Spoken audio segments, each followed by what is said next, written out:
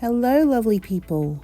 Have you ever fallen in love with another artist's style? Have you ever wanted to try something different but feel like you need to stick to your own personal style?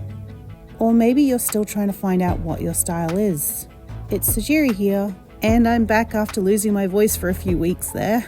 Recently, I asked over on Twitter what topics people would be interested in, and Victor suggested the rush for art style. Coincidentally, I was already working on a script for that one, so that's what we're going to talk about today. You've probably noticed without even thinking of it that every artist has something that is present in each of their artworks, and this is what we call their style. But style can change over time, and that's a good thing because you shouldn't be locking yourself into it. In fact, every artwork I've created over the past year, I've been trying something new with it. So what do you consider the trademark of your art style? Do you like to use bright and bold colors? Do you have a particular look to your line art? Or maybe no line art at all?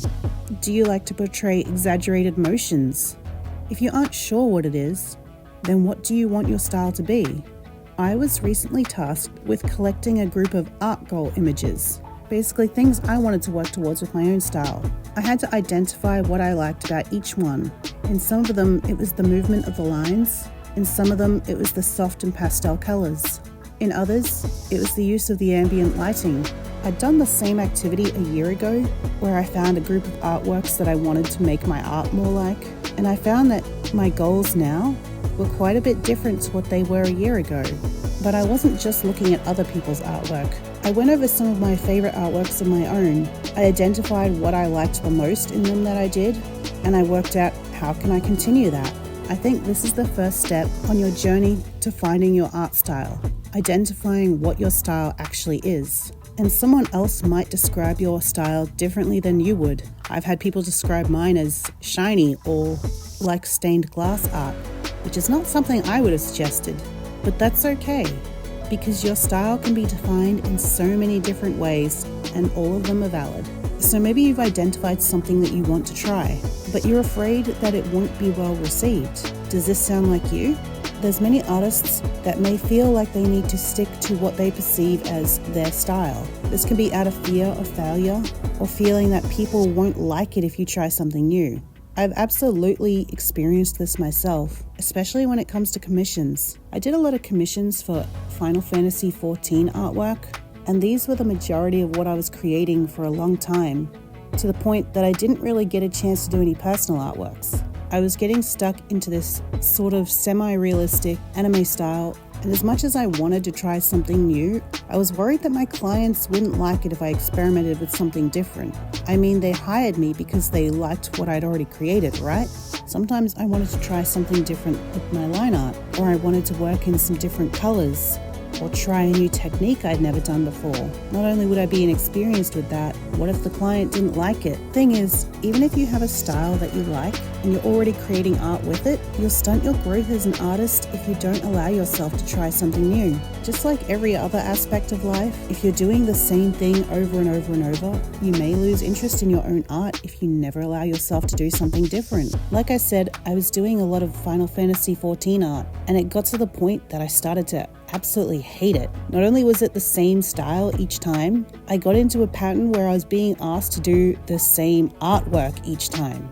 I think I had about 4 commissions in a row that were wedding artworks, where the male characters were wearing the same suit each time. But even if this is the case, you can still do something different with your art, even if it's just something small. You could try using a new brush. You could try using some different colors. You know how I said I was doing the same wedding artworks? I would still try to make the poses very different, make the lighting different, a different scene. And by doing this, even though I was creating very similar things each time, I was still experimenting with different things in a way that let me learn what I did and didn't like doing and what I might like to keep trying with. And so long as I let the clients know what I was doing, it was always pretty well received. Whenever I posted something on social media and said I was trying something new, people were always pretty supportive of it. So in the end, there wasn't much reason for me to be worried about how it would be received. In the speed paint I have for this video, you might notice that I completely redo parts of it. At one point, I've entirely colored in the hair, and then I scrap it and redo it. I'm intentionally not cutting this out of the video, just to show you that I'm trying something new here. And sometimes it doesn't always work out the way you want it to, but that's okay, because even if it didn't go the way I wanted, I still learned something from it. Do you have anything new that you've been wanting to try? Let me know down in the comments, and then go and actually try it. And if you're looking for something new to try right now, go ahead and like this video and subscribe to my channel. So why is it that so many artists feel such a rush to find their art style? Many artists, especially younger artists and those just starting out, feel like they must find and develop their own style quickly in order to stand out.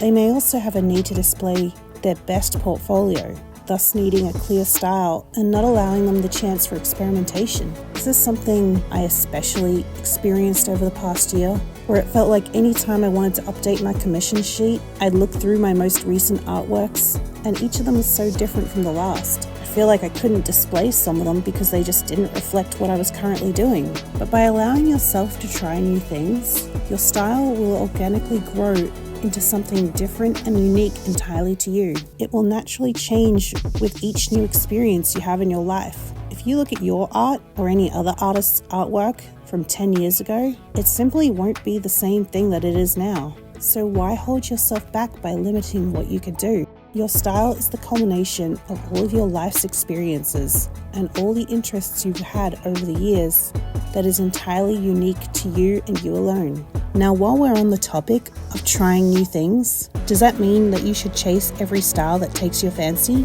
Well, yes and no.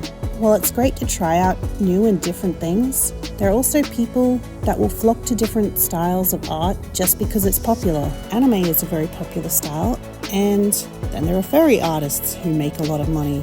Like, a lot of money.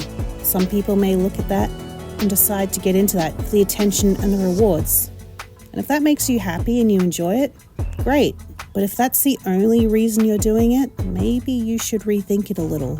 Then there's the people who try to mimic a popular artist's style. For example, the likes of Sam Does Art or Sakimi-chan or various other artists. It's completely natural that you may take on the traits of artists you admire.